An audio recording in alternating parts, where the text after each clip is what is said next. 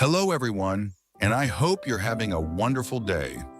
Today we'll discover whether the terrifying Flatline truly took Tieu Lac's baby, or whether one unexpected cry will give Quan's family a second chance. Don't forget to subscribe so you never miss our next video. What would you sacrifice to save the person you love? Your wealth? Your future? Your family name? For Quan, the answer came the moment that long, merciless sound echoed through the hospital corridor. Beep! The pen slipped from his fingers and struck the tiled floor. For half a second, Quan could not move. He could not breathe. The white corridor seemed to tilt beneath him as the warning light above the emergency room continued burning red. His eyes locked on the closed doors, and only one thought remained inside his mind. Tieu Lac was gone. No! The word escaped his lips like a broken breath. Then panic took control. Quan lunged toward the doctor and grabbed the front of his white coat with both hands. Save her! His voice cracked so violently that even the people at the far end of the corridor turned toward him.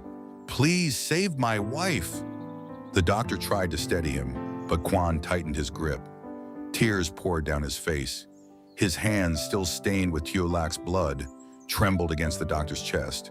I'll give you everything, Quan cried. Do you hear me? Everything! His knees nearly gave way, but he refused to let go. The company, the money, my position, I don't care anymore. Take all of it. The doctor stared at him, startled by the desperation in his eyes. Quan's voice dropped into a shattered plea. But I cannot lose her. For years, Quan had been known as a man who never begged. He negotiated, he commanded. He made decisions while everyone else waited for his approval. But now, outside that emergency room, none of those things mattered. He was no longer CEO Quan. He was simply a terrified man whose entire world was lying behind a locked door. Please, he whispered. She was alone because of me. The doctor placed both hands firmly on Quan's shoulders. Mr. Quan, listen to me. Quan shook his head. No, go back inside. Listen carefully. That sound, that was not her heart. Quan froze. His hands remained gripping the doctor's coat, but the strength left his fingers. What? The doctor spoke slowly, making sure Quan understood every word. The sound you heard came from the emergency equipment. We used electrical stimulation because the fetal heartbeat had become dangerously weak. Quan stared at him. The words reached his mind one by one. Not Tieu Lac's heart. The baby. His lips parted, but no sound came out. The baby, he finally whispered. The medical team is trying to restore a stable rhythm. Is Tieu Lac alive? Yes. The answer came quickly. Quan's entire body swayed. The doctor tightened his hold on him. She is alive, but she has lost a great deal of blood. We are still treating her. Quan looked toward the emergency room doors. For the first time since the alarm sounded, air returned to his lungs. But the relief lasted only a second. And the baby? The doctor's expression remained serious. We do not know yet. The corridor became silent again. Not peaceful silence. The kind that made every second unbearable. Quan released the doctor's coat and took one unsteady step backward. His eyes remained fixed on the red warning light. Behind those doors, doctors were fighting for 2 lives. And once again, he could do nothing except wait. Chairman Bien stood several feet away. His face was controlled, but his hands were no longer steady. He looked at his son, then toward the emergency room, carrying a fear he would never admit aloud. Quan ignored him. He lowered himself onto the metal chair, but he could not sit still. His knees shook. His blood-stained hands locked together so tightly that his knuckles turned white. The doctor picked up the fallen consent form. We still need your signature. Quan looked at the paper. The question remained there. If the situation became impossible, which life should the doctors prioritize? His hand moved toward the pen on the floor, then stopped. I cannot choose. Mr. Quan, you asked me to choose between my wife and my child. His voice was quieter now, but the pain in it was deeper. How could any man sign that? The doctor crouched in front of him. This form allows us to act immediately if her condition suddenly changes. Quan looked up. Will signing it help you save them? It will prevent delays. He reached for the pen. His fingers shook so badly that he could barely hold it. The blank signature line blurred beneath his tears. For a moment, he saw Tieu Lac's face as she had looked inside the car. Pale, weak, terrified. What if you have to choose, she had asked him. He had refused to imagine it, but now the decision waited beneath the tip of his pen. Quan closed his eyes. Save Tieu Lac, he whispered. The words tore through him. The doctor remained silent. Quan's breathing became uneven. If there is truly no other way, his voice broke. Save her. A tear fell onto the form. She will hate me. He pressed his lips together, struggling to continue. She will never forgive me if she wakes up without our child. The doctor watched him carefully. But I cannot let her die. Quan signed his name. It was the weakest signature he had ever written. The doctor took the document and stood. We will do everything possible to save both. Do not come back and tell me you tried. Quan looked directly into his eyes. Come back and tell me they survived. The doctor nodded once, then returned through the emergency room doors. The red light remained on. Quan sat alone with the decision he had just made. Chairman Bien approached slowly. You made the right choice. Quan lifted his head. The expression on his face stopped his father before he came any closer. Do not say that. I only mean there was no right choice. Chairman Bien fell silent. Quan looked down at the blood on his hands. If the baby dies, I will have to look into Tieu Lac's eyes and tell her I chose her. You chose your wife's life. I chose which part of her heart to destroy. His father had no answer. Outside the hospital windows, rain continued striking the glass. Quan remembered the farm, the empty vegetable rows, the old phone lying on the wooden floor. Tieu Lac whispering to their baby while she believed no one was coming. His guilt tightened around his chest. He should have returned sooner. He should have known something was wrong. He should never have allowed business, pride, or family pressure to keep him away from her. He buried his face in his hands. Please, he whispered. Chairman Bien looked at him, but Quan was not speaking to his father. He was speaking to anyone who might still be listening. Take everything else.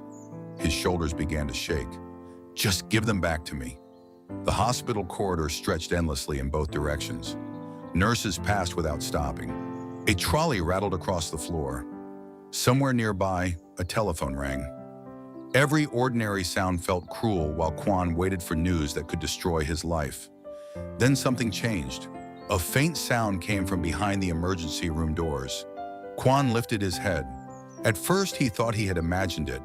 A short, high-pitched cry, then silence. He stood slowly. Chairman Bien turned toward the door. Another cry came, louder this time, thin, fragile, but unmistakably alive. The cry of a newborn baby. Quan stopped breathing. His eyes widened as the small voice echoed through the corridor. For a moment, no one moved. Then the baby cried again. The sound cut through every layer of fear inside him. Quan took one step toward the doors. Is that? His voice failed. The emergency room doors opened. The same doctor walked out, removing his mask. His expression was no longer tense. He was smiling. Quan searched his face desperately. The baby? Alive. Quan's knees weakened. And Tieu Lac? The doctor nodded. Her bleeding is under control. She is weak and will need careful monitoring, but she survived. Quan stared at him. Both of them. Alive. He had spent the last hour preparing himself to lose half of his world. Now the doctor was telling him his whole world was still there. Are you sure? The doctor's smile deepened. Mother and child are safe. Quan's mouth opened, but no words came. The tension that had held his body upright disappeared all at once. He dropped to his knees. Chairman Bien moved forward instinctively, but stopped when he saw Quan cover his face with both hands. A sob tore from his chest, not the controlled tears of a powerful man trying to hide his emotions. Quan cried like someone who had just been pulled back from the edge of death. His shoulders shook violently. His forehead lowered toward the floor. The doctor placed a steady hand on Quan's shoulder. "Take a breath," he said gently. "They are safe." But Quan could not stop crying. For the first time in his life, relief hurt almost as much as fear. The blood on his hands was beginning to dry. His soaked clothes clung to his body. His face looked exhausted, broken, and completely unguarded. Chairman Bien stood nearby in silence. He had seen his son angry.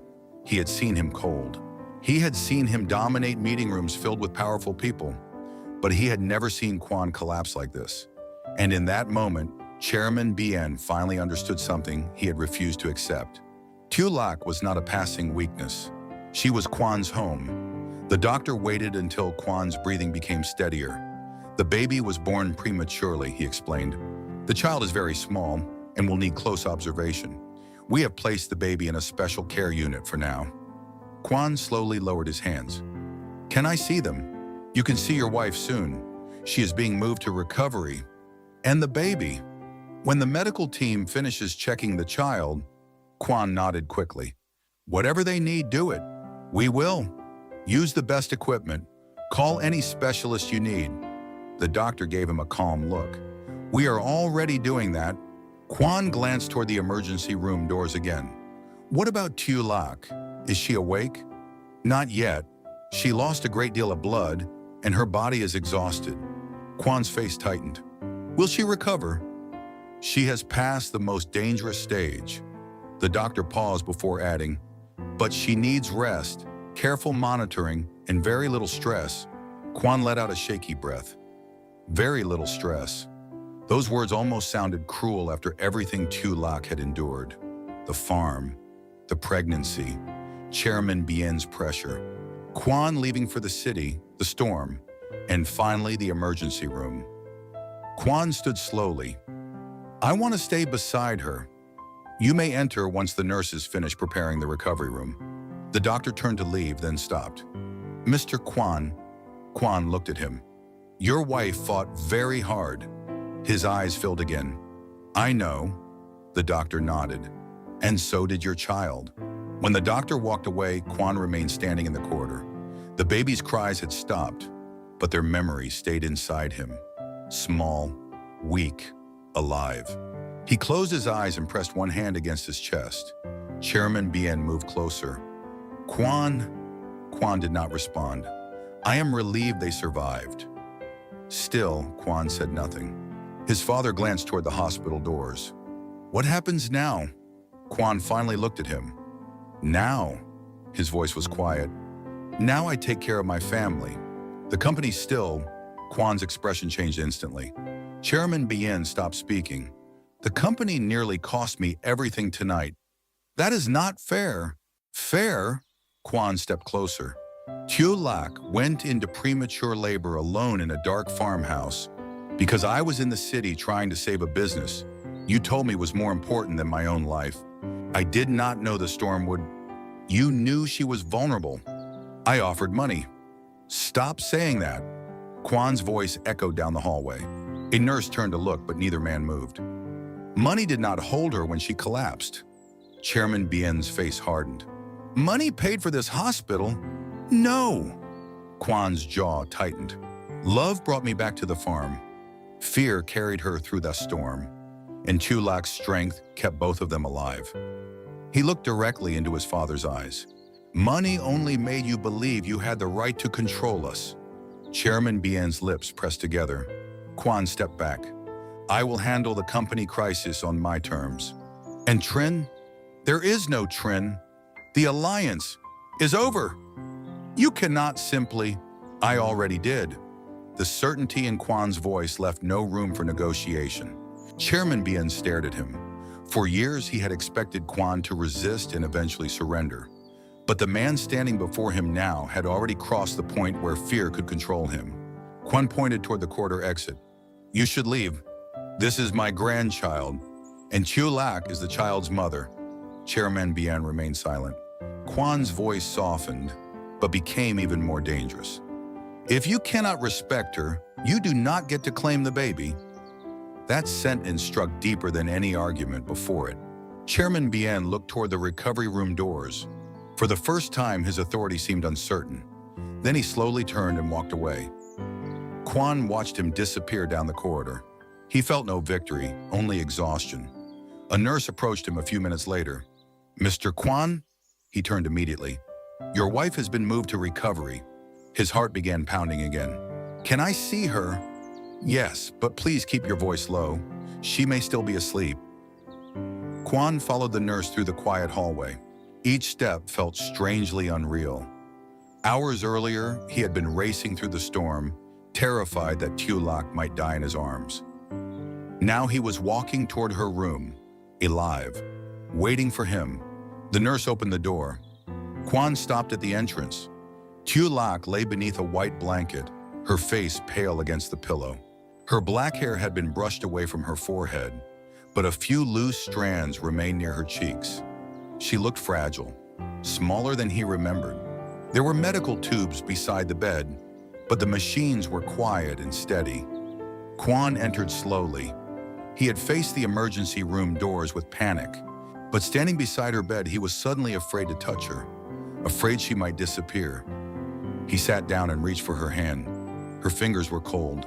Quan held them between both of his palms and lowered his head. "I'm sorry," he whispered. Tieu Lac did not move.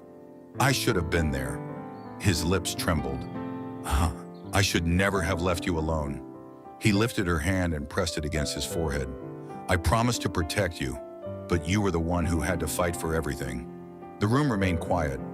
Quan closed his eyes. "I signed the form." His voice became rough. "They told me I might have to choose." He took a shaking breath. "I chose you." Tears gathered beneath his lashes. "I don't know whether that makes me selfish." His thumb moved gently across the back of her hand. "But I could not imagine a world where you did not wake up." A faint movement made him freeze. Tieu Lac's fingers shifted inside his hands. Quan lifted his head. Her eyelids trembled. "Tieu Lac?" She slowly opened her eyes. The room was blurry at first. The ceiling, the pale walls, the man sitting beside her. "Quan." Her voice was barely a whisper. His entire face changed. He leaned forward immediately. "I'm here." Tieu Lac looked at him for several seconds, as if making sure he was real. "You came back." The same words she had spoken on the farmhouse floor. Quan brought her hand to his lips and kissed it. "I will always come back." Her eyes filled with weak tears. "The baby?" Fear entered her expression. She tried to move, but pain crossed her face. Quan immediately placed one hand on her shoulder. "Don't move." "Where is the baby?" "The baby is alive." Tieu Lac stared at him. "Alive?" "Yes." A tear slipped from the corner of her eye. "Our baby? Our baby?" She closed her eyes as relief moved through her entire body. For a moment, she simply cried in silence. Quan wiped the tear from her cheek. "The doctors are watching the baby carefully because the birth was early. Is the baby hurt?" "They said the child is small but strong." Tieu Lac looked at him. "Did you see the baby?" "Only from a distance." A faint sound came from the doorway. A nurse entered carrying a tiny newborn wrapped carefully in a soft hospital blanket. Quan stood so quickly that the chair shifted behind him. Tieu Lac's eyes widened. The nurse smiled. "The baby is stable enough for a short visit." Quan stared at the small bundle. For someone who had faced billions in business decisions without hesitation, he suddenly looked terrified. "May I hold the baby?" The nurse nodded. "Support the head and neck." She placed the newborn carefully into his arms. Quan froze. The baby was so small that he could barely believe this fragile life had survived the night.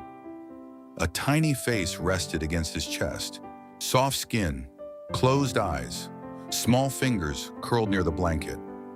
Quan's rough, blood-stained hands had been washed clean, but they still trembled as he held the child. His beard had grown during the sleepless night. His suit had been replaced with a plain hospital shirt, yet he still looked completely exhausted. But his eyes were filled with a tenderness Tieu Lac had never seen before. The baby made a small sound. Quan immediately looked toward the nurse. "Is that normal?" The nurse smiled. Very normal. He looked back at the child. Hello. His voice was almost shy. Tieu Lac watched him from the bed. The man who had once been unable to express his feelings was now holding their baby as if the entire world existed inside that blanket. Quân carefully moved closer to the bed. Would you like to see? Tieu Lac nodded through tears. He sat beside her and slowly lowered the baby onto the mattress near her arm. Tieu Lac turned her head. The moment she saw the tiny face, her lips trembled. So small. Quân placed one hand beneath the baby's head while Tieu Lac gently touched the child's fingers. The newborn's hand closed weakly around one of hers. Tieu Lac began crying again. Quân reached for her other hand. He held it tightly and kissed it for a long time. Thank you, she looked at him. For what? For being stronger than all of us. Tieu Lac shook her head faintly. I was scared. So was I. I thought I would lose the baby. I thought I would lose both of you. His voice cracked. Tieu Lac studied his exhausted face, his red eyes, his unshaven jaw, the pain he had failed to hide. You stayed here all night? I'm not leaving. No. He leaned closer. I have already spent too much time believing I could protect you from a distance. His fingers tightened around hers. I was wrong. Tieu Lac's eyes softened. What about the company? It can wait. Chairman Bien. He can wait. And Trin. Quân looked directly at her. There is no future with Trin. A tear moved down Tieu Lac's cheek. Quân wiped it away. From now on, you do not carry the storms alone. He looked at their newborn child. You have already suffered enough. Then he returned his gaze to her. Let every storm come to me. Tieu Lac's lips trembled into a weak smile. You cannot fight every storm. No. Quân leaned closer until his forehead rested gently against hers. Apana, but I can stand beside you when they come. The baby shifted softly between them. Both looked down at the tiny movement. Quân placed his hand over Tieu Lac's hand and the baby's small fingers. 3 hands, 1 family. For the first time since the storm began, the room felt peaceful. No threats, no contracts, no company crisis, only the quiet breathing of Tieu Lac, the warmth of their child, and Quan's promise hanging gently in the air. He kissed Tieu Lac's hand once more. Thank you for holding on. She looked at him with tired, loving eyes. You came back for us. Quân shook his head. You brought me back to what matters. Outside the hospital window, the rain had finally stopped.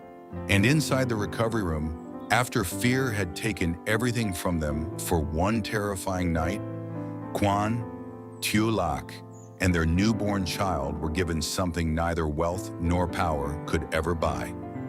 A second chance. After the monitor alarm, Quân panics and begs the doctor to save Tieu Lac, offering to give up his company, wealth, and future. The doctor explains that the sound came from emergency equipment used to restore the premature baby's heartbeat, not from Tieu Lac's heart. Quân signs the consent form, choosing Tieu Lac if only one life can be saved.